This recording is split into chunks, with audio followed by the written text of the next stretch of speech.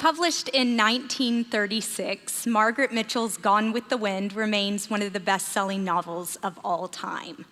Ask anyone with even a passing knowledge of the book or the movie, and they're likely to pinpoint Scarlett O'Hara, an equally mesmerizing and manipulative Southern belle as the main character in this book. However, those with a deeper familiarity of Mitchell's work may be able to point to a character even more essential to the heart of this novel than Scarlett herself, Tara, which is the name of the plantation that serves as the O'Hara family home. We're given a sense of the deep significance of the theme of land in Mitchell's work when early on, a petulant young Scarlett scoffs at her father's reminder that she will one day inherit the family home. At that point, Scarlett was so bothered by that which she did not currently have, namely a Mr. Ashley Wilkes, that she couldn't see the value of that which she did have. Troubled by his daughter's reaction, Gerald O'Hara turns his daughter to face him and says, "Do you mean to tell me, Katie Scarlett O'Hara, that Tara, that land doesn't mean anything to you? Why, land is the only thing in this world worth working for, worth fighting for, worth dying for, because it's the only thing that lasts." The importance of land, of the earth, of the ground upon which we set our feet, we build our homes, and we live our lives is an essential and an enduring part of the human experience. It's something that has been embedded in our hearts by the Creator, by the one who formed us from the dust of the ground, to which Scripture teaches we will all eventually return. Much like the plantation, Tara plays a central role in Mitchell's Gone with the Wind. The land of Canaan plays a central role in the book of Joshua. For much of the narrative, it serves as the backdrop. It's the setting upon which the action occurs, but in this week of Scripture, the land itself will take center stage. Now, of course, there's a trick to it, because given that it's land, it speaks no lines and it performs no actions. So we will have to lean in close and listen very carefully to see what the Lord has to teach us through the land. But I am convinced that if we can do those things, it will be a very fruitful week of study for us. So we are going to begin tonight in Joshua chapter 13, verse 1. Joshua was now old, advanced in age, and the Lord said to him, "You have become old, advanced in age, but a great deal of the land remains to be possessed." Last week, in the summary of conquest provided in chapter 11, we read that Joshua and the Israelites battled and waged war against the Canaanites for a long time. So as we pick up in chapter 13, we see that much time has passed and Joshua is now an old man. So old, apparently, that the Lord had to remind him that he was old, which I think means that you're pretty old. But all of this seems to be according to plan, because back in Exodus chapter 23, the Lord had foretold, "I will not drive them out ahead of you in a single year. Otherwise, the land would become desolate and wild animals would multiply against you. I will drive them out little by little ahead of you until you have become numerous and take possession of the land." The conquest of the land was a vast endeavor. It was not going to happen overnight in a few swift military campaigns, but would be a strategic and an ongoing process. As the text of chapter 13 continues, we're given a sense of how much progress the Israelites had made in conquering the land and how much work still remained undone. And that map on page 165 of your study guide provided you with a helpful visual representation of this. So you can see that all of those areas that are shaded a light gray is an approximation of the land that was not yet conquered. God assures Joshua of his continuing commitment to go before the Israelites and drive the inhabitants out of the land, and he tells Joshua what he is to do next in verse 7. God says, "Therefore, divide the land as an inheritance to the 9 tribes and the half tribe of Manasseh." So in order for you to understand the importance of this job that Joshua has been assigned here, you need to see that the Israelites' actions in regard to the land of Canaan were quite necessarily divided up into several different steps or stages. So first, they had to enter the land, which we saw was just a great ordeal in and of itself. And then they had to conquer the land by driving out the inhabitants who lived there. Then they had to divide the land so that finally every individual tribe could go in and take possession of or settle the portion that they were in charge of. So when the Israelites came into the land of Canaan, they did so as one big unified force in order to establish and to secure a stronghold in the heart of the land. But then there came a point when, in order to get the job done, they had to, you've heard the terminology, divide and conquer, so that every tribe could then go in, settle their portion, and drive out any of the inhabitants that lived where they were to settle down. So now that we've taken care of that, let's take some time tonight to do just a little bit of math. So there are 12 tribes, but God directs Joshua in verse 7 to divide the land as an inheritance to 9.5 of them. So what's that about? This may be a review for some of you, but I think that it will be worth our time to kind of get our head straight regarding how we get to the 12 tribes that actually receive an inheritance. So you're going to be tempted to say, well, we get the 12 tribes because of the 12 sons of Jacob or Israel. And that's right, in part, but it is a little bit more complicated than that. So Jacob did indeed have 12 sons, but the tribe of his son Levi, per the instruction of the Lord, did not receive an inheritance of land. And that's because the Levites played a special role amongst the tribe of Israel. They were the ones who served as priests. They oversaw the sacrifices and the offerings that were made in the tabernacle. They were in charge of the tabernacle and all of its elements. So because they had this special role, the Lord provided for them in a specific and special way. They got their daily food from the offerings that the Israelites made at the tabernacle. The Lord gave them cities to live in, and he also gave them constant work and service to him. So the Lord said that he himself would be their inheritance. So it's not that they didn't receive an inheritance, they just received a different type of inheritance. So the Levites did not receive an inheritance of land. So when we exclude the Levites, we're now down to the 11 tribes who receive an inheritance of land. But back in Genesis chapter 48, Jacob gave his son Joseph a double portion inheritance. So that meant that he got one portion for each of Joseph's two sons, Manasseh and Ephraim. So then that's how we get back up to 12 tribes who are receiving an inheritance of land. So if you've got your brain wrapped around that, then I want to take a moment and discuss the pesky little matter of these half tribes that we have running around. It confused me to no end what these half tribes were all about for the longest time. So let's review this as well. As some of you may remember, back in the book of Numbers, when the whole lot of Israel was making their way toward the land of promise, the tribes of Reuben and Gad and part of the tribe of Manasseh started talking, and they kind of decided that they really liked the land where they currently were. Now, bear in mind, they were not yet in the land of promise. They were still east of the Jordan River. They were on their way to the land of promise, but nonetheless, these tribes decided that they wanted this land as an inheritance. So they go to Moses and they ask him, and really long story short, eventually, Moses agrees to it. So that is why we have Manasseh East and Manasseh West.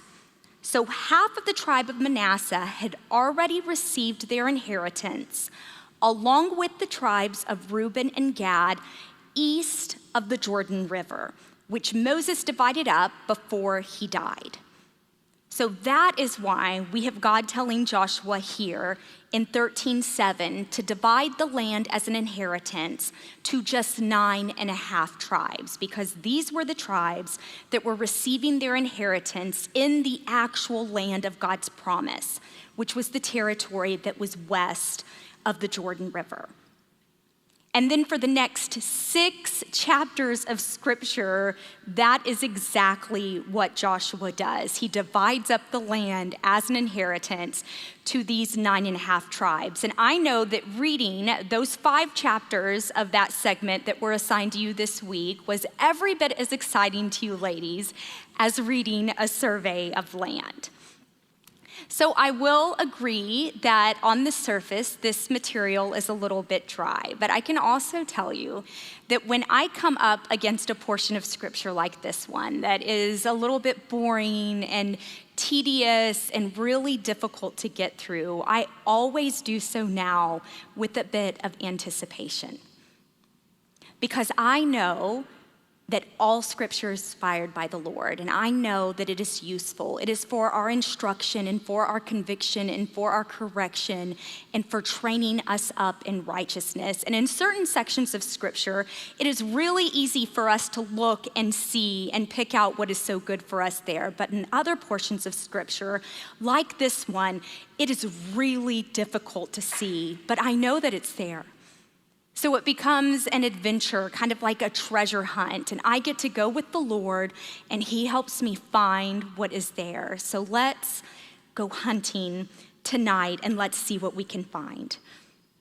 So the first thing that I want you to see from this section of Scripture is how intimately acquainted the Lord is with His people's inheritance. So in case you kind of glazed over a time or two when you were reading through this material, the amount of detail that the Lord gave in regards to this was absolutely stunning.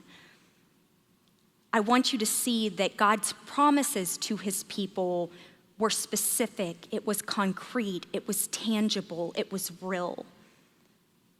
Hebrews 11:8 says that when God first called Abraham to go out to the land that He would one day give him as an inheritance, Abraham went out not even really knowing what he was doing or where he was going. Abraham had nothing more than some vague notion of what his inheritance from the Lord was going to be, but Abraham left everything in pursuit of it because he trusted the one who was giving it. Abraham somehow had an understanding that although he did not hold all the details of his inheritance, that the Lord held every detail in hand, and we see that so clearly in this section of scripture.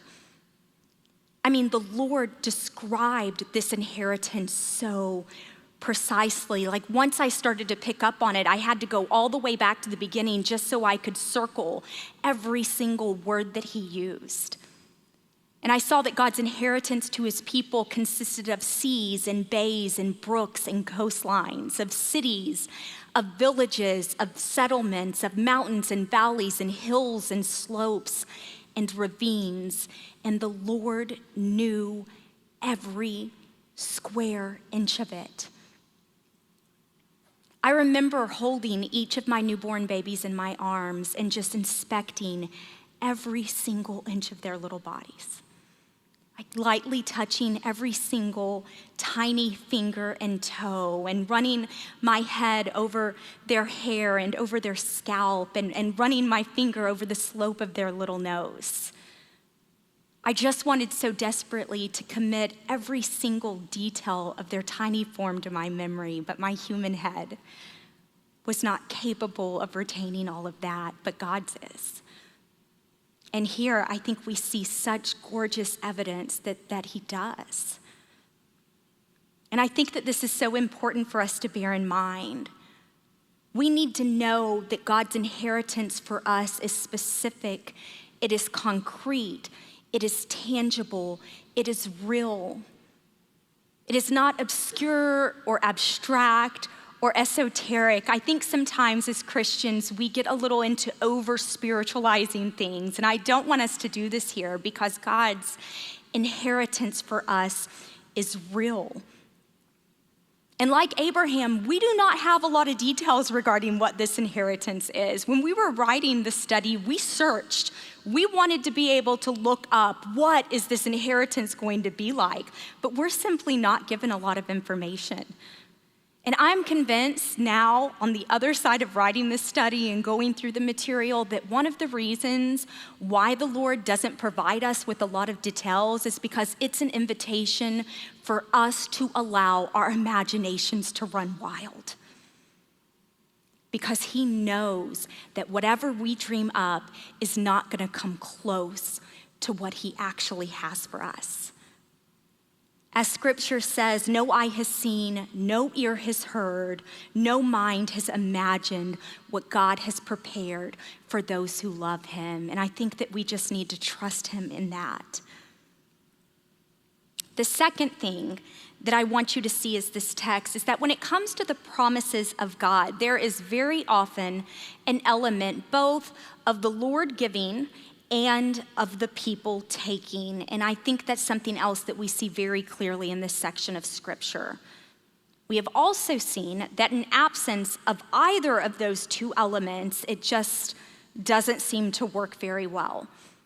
So a very good example of that was back in Numbers, when in chapter 13 and 14, we saw that God was going to give the old generation of Israelites the land of promise. It was for them. He was giving it to them, but they refused to take it. And so then God determined that he wasn't going to give his promise to a people who weren't willing to take it. And then they got panicky and they decided, okay, never mind, we'll go in and take it. But by that point, the Lord wasn't willing to give it.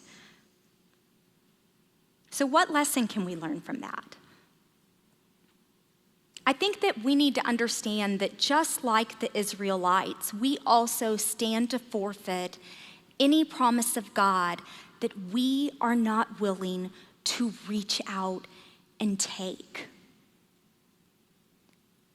And to fill the present force of that, I want you to understand that the promises that God has made us are not all intended for the great hereafter. Some of his promises are very much meant for our right now. We can have fruitful and abundant lives during our time on this earth, but we must take it. We can have peace, but we must take it. We can have rest from the burdens of this world, but we must take it. We have promise of everything that we need to live a godly life while we are here, but we must take it. So I think it's worth us just pausing to consider of God's promises that he intends for our here and our now, which have you taken? Are there any that maybe you've just outright rejected? And where does more work remain? I mean, certainly none of us are masters of this domain. All of us have work that remains to be done. And I think that that is the next really big thing that this text offers us. So the third thing that I took from this week's scripture, I think one of the most troubling things that I noticed, and I certainly hope that it stood out to you as well, is the Israelites' repeated failure to completely drive out the inhabitants of the land. So I don't know if you guys interact with scripture in the same way that I do, but I kind of tend to talk back to the book as it talks to me. So as I'm reading, every time this week, I came across an instance where it said that the Israelites did not drive out, or they could not drive out the inhabitants of the land.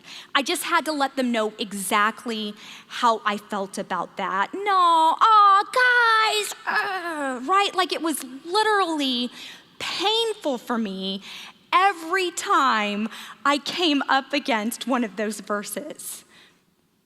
And surely we can have a little bit of sympathy for the Israelites. I mean, at this point, they had been battling for such a long time, and we know that there is always this tendency for us to let up in those battles that we have been fighting for such a long time, but to do so is absolutely fraught with danger. Because remember, the Lord had prepared them for this. He had said back in Exodus chapter 23 that he would drive out the inhabitants of the land little by little, and that is exactly how the Israelites were to proceed, little by little until the job was done. Because he had also warned them of what was going to happen if they failed to do this. But if you do not drive out the inhabitants of the land, they will allow you, those you allow to remain, will become barbs in your eyes and thorns in your sides. They will give you trouble. Do not let them live in the land, or they will cause you to sin against me. And not to ruin the story for any of you in here who haven't already read ahead, but as we continue on in the biblical narrative, into the book of Judges and beyond, we are going to see that that is exactly what happens. Because the Israelites failed to drive their enemy out little by little, we see that little by little, the influence of the enemy infects and it poisons the people of God until they, in turn, are the ones that the Lord drives out of the land.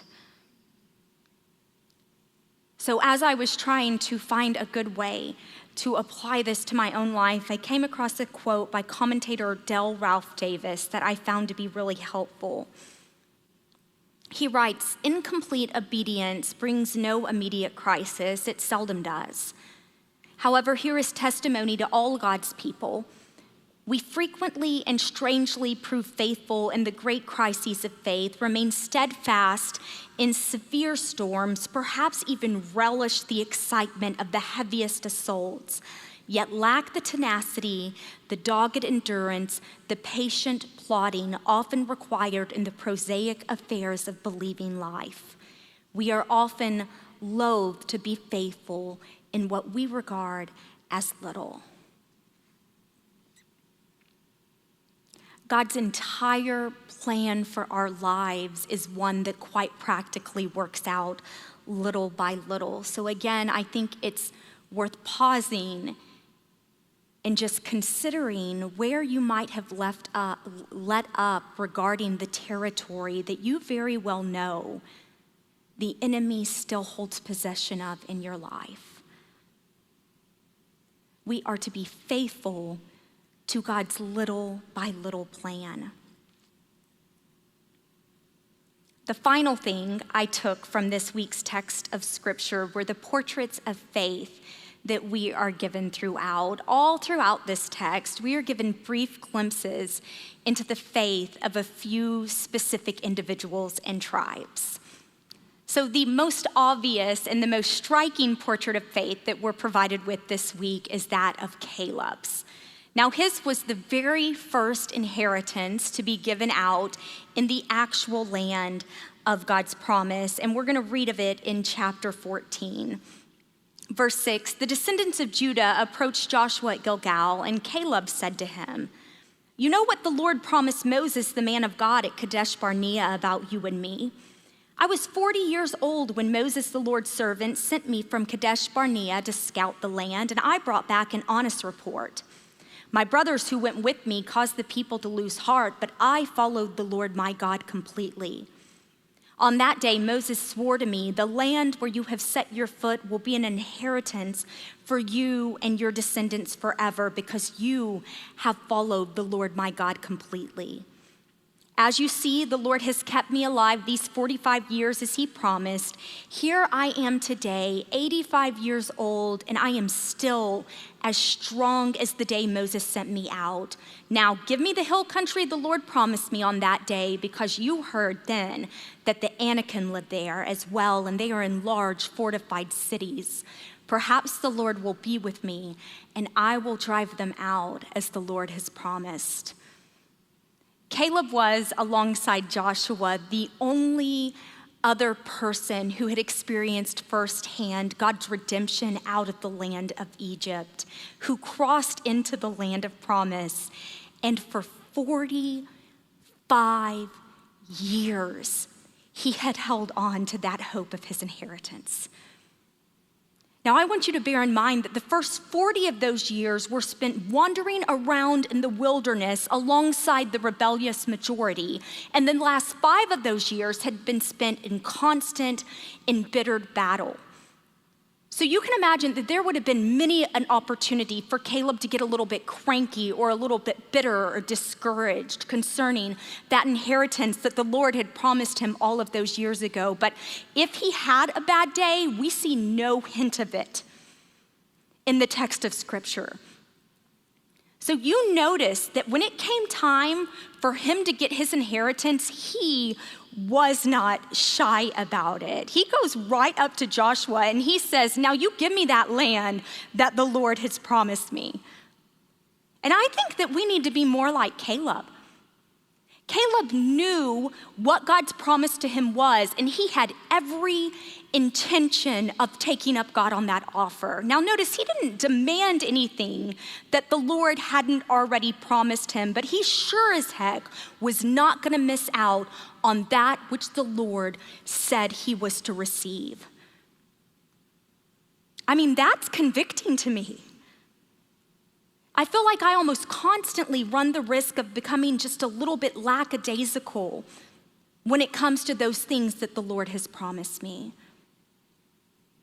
There's this statement that Jesus makes in Matthew chapter 11 that has just haunted me, like since the moment I read it. It's one of those verses that are almost always just right under the surface of my skin. I can't shake it from my mind. And like many of the things that Jesus said, it's a little bit confusing at first, so we're gonna have to work just a little to understand it, but I think that it's worth it because I think that this might be a verse that sticks with you as well. In Matthew 11:12, Jesus says, "The kingdom of heaven has suffered violence, and the violent take it by force." Now, this verse is a perfect example of how sometimes we want to get just comfortable with jumping in and digging a little beneath the surface of Scripture. Because when I first read this verse, it felt a little uncomfortable to me. Like, I don't want to be that person. I mean, we've been taught that we're not supposed to take things by force. It's one of the first things that I teach my boys when they were playing with other children. So I don't want to be that person. But that term, take it by force, is treated differently in different translations. Some translate it as press into it, and some say enter into it violently, or perhaps raided it. But all of those translations are from a Greek word that describes an army storming a city in a desperate attempt to gain entry. So when we read that verse that Jesus spoke with the original meaning of that word in mind, it carries with it this notion of men storming their way into heaven as troops would storm their way into a city. One commentator writes that the violent are men of eager, impetuous zeal who grasp the kingdom of heaven, its peace and its pardon and its blessedness with as much eagerness as men would snatch and carry off as their own the spoils from a conquered city. That is the kind of eagerness that Caleb had, and this is the type of eagerness that's gonna mark any of us who go out to receive the inheritance that the Lord has given us. If we want possession of the things that the Lord has promised, then we are gonna have to be willing women to, like Caleb, take it by force. I want you to notice how in verse 12, Caleb is absolutely undeterred by the presence of the Anakim in the land of his inheritance. Now, this is an easy detail for us to miss over, so I want to tell you that this was a really big thing. If you remember back in our study of Numbers, the Anakim was this formidable race of these giant warlike people, and it was the siding of these people that caused that original generation of Israelites to refuse to enter into the land, to rebel against God. When the scouts were originally sent into the land of Canaan, they saw these Anakim and they went back and they gave a bad report to the Israelites. They said, yeah, we saw the land. Yeah, it's a good land. There's really milk. There's really honey. But there are these people and they're huge. I mean, we're like grasshoppers in front of them. We don't have a chance.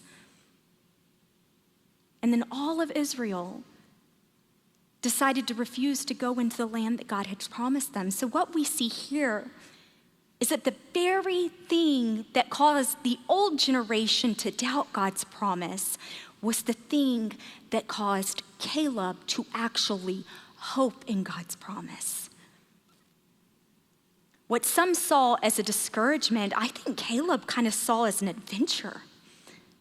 I mean, this was prime real estate in the land of Canaan. This was the best of the land. And as a result, it was going to be the most difficult portion of Canaan to take possession of. But Caleb was just absolutely up for it at 85 years old. Women, I am 44 and I go to bed at 8:30 every night except Bible study. You're welcome. Caleb was so confident in the promise that God had made him. So the last thing that I want to point out regarding Caleb is how we see him in chapter 15, encouraging the fervor of the faith of others. In verse 16, Caleb said, "Whoever attacks and captures Kiriath Sefer, I will give my daughter Ashka as a wife to him." So women, I know it is weird to us that Caleb offered his daughter in marriage to the first guy who sacked this city. And I think we tried in your study guide to prompt you to kind of push against the bounds of our cultural lens of thinking when considering this. I mean, it is weird to us now, but it wasn't weird to them then. And in fact, everything that we see in Scripture points to the fact that this deal kind of turned out pretty well for everyone. I mean, Ashka, for one, did not at all seem bothered by this arrangement. In fact, when the guy comes back and he's captured the city, and so now they have this prime piece of real estate, she gets off her donkey, she gives him a fist bump, and she's like, great, let's go see if I can get something else out of my dad, right? And she gets a brook and a field, okay? Now, ladies, we know very well that many of us are going to be begging our husbands to just mow the lawn this Easter weekend, so it doesn't seem at all such a bad deal to me to get a guy who is willing to sack an entire city for you. Right? As we carry on into the book of Judges, this exact same account is recorded in that first chapter, and we are going to see that this guy, Othniel, he goes on to become the first judge of Israel. So sometimes when we place the lens of our culture onto the text of Scripture, it causes us to see problems that weren't really there. And I just want us to be careful and to be aware when we might be doing that. So the most important thing from this whole section of Caleb is that he clearly saw that the land of God's promise was worth working for, worth fighting for, and worth dying for. And he passed that legacy of faith on to others. The next portrait of faith from this week's section of Scripture is that of our old friends, Mala, Micah, Noah, Hogla, and Tirzah, the daughters of Zelophehad. Now, I know all of you who studied Numbers were so excited to see these ladies show up again. So like Caleb, these women were among the few who actually came up to Joshua and just asked for the thing that they had been promised. And the stakes for these women were arguably even higher than they were for Caleb because they were women who usually did not stand to receive an inheritance of land. But back in Numbers 26 and 27, we saw that they came to Moses with what they perceived to be an injustice. Their father had no sons, just the 5 daughters. So as a result, their father's inheritance, when he died, was going to pass to his brothers. And they didn't understand how this was right. So they went to Moses and they said, hey, we think that we should get our father's land. And so Moses took it to the Lord, and astoundingly, the Lord agreed. We're going to see as we carry on into next week's scripture that outside of Caleb, these 5 women and the tribe of Levi, no one else asked for the thing that the Lord had promised them. Every other tribe and individual just waited for the lot to fall. And I'm not even sure I would necessarily even view that as a negative thing, except when we look at it in contrast to what we see here with these few individuals of those who were so eager for God's promise that they weren't about to just sit back and wait for their turn in line when the thing that they had been promised was right there and it was theirs to take. And I love that we have these 5 women as a shining example of that. And I also really love that unlike the other half of their tribe who somehow seemed content to settle just outside of the land that God had promised them, these 5 were intent on forging a way forward because they wanted that which the Lord had prepared for them. The final portrait of faith that we're given in this week's text is that of the tribe of Joseph in chapter 17. And when juxtaposed against the adventurous faith of Caleb and the insistent faith of Zelophehad's daughters, what we see in the tribe of Joseph is a faith of hesitant caution, which quite honestly provided me more of a mirror to my own faith than I would always even like to admit. But I think that this serves as a very good and healthy checkpoint for all of us. You see, Joseph's tribe wanted God to give them more than he had already given them before they had even done all the work that was necessary to take full possession of that which he had already given. They were very willing to take anything that they could gain easily, but they lacked the tenacity to push on deeper into the inheritance when things got hard. Much like Our Lady Scarlet, they were so preoccupied by what they didn't have that they failed to see the value of that which they already possessed. So as we kind of round out this week of study, I hope that you can see, looking at it as a whole, that there really is so much for us to take away this week. Scarlet certainly is not the only one whose father has prepared for her a bountiful inheritance, nor is she the first or only child to foolishly neglect the inheritance that has been given. So as we close today, I encourage you to think of the things that God has promised that are meant for us right here and right now. And I think that you can ask him to bring just one thing to mind that you have not yet taken possession of. God has promised us victory over our sinful nature, so maybe there is an addiction or a stronghold or an insecurity that you harbor. God has promised us an abundant and a fruitful life and peace through our communion with him, so maybe it's fear or anxiety or discontentment that haunts you. Women, these promises represent in part the great inheritance that he has for his people, but as we have learned this week, we must take it. So let us not be content to just sit back and wait for the lot to fall, but let us be like Caleb and like Mala and Micah and Noah and Hogla and Tirzah, and let's go forward and let's ask the Lord to give us the thing that he has promised us, and then let us go forward, fully aware and ready to fight for it.